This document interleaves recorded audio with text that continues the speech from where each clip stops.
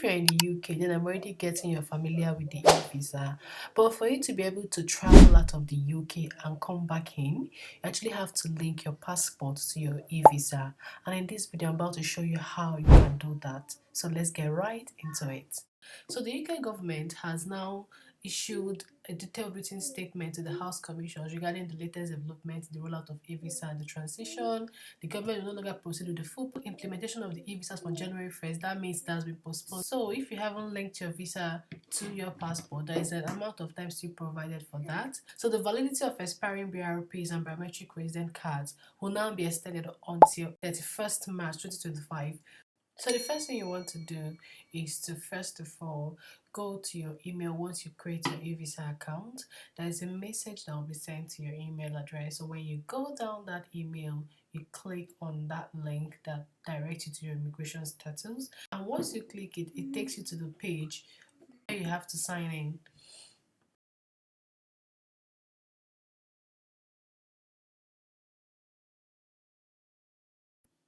Now you have to input your burial pin number, your date of birth, and then a code will be sent to either your email or your phone number, which you have to put in and continue to the next page. Once you've inputted your date of birth and a code is sent to you via your email or your phone number, you input that code. Once you input the code, you put your date of birth as well, and then you continue on to the next page where it brings out add new document. After which you have to click on the plus add new document.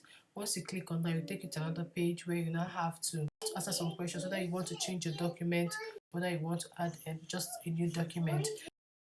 Next thing, you have to upload your passport.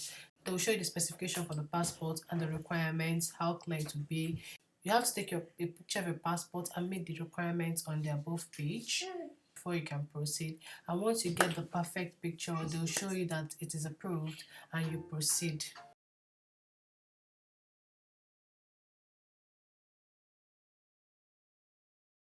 Once uploaded, your information will be out. You have to confirm if they're all correct.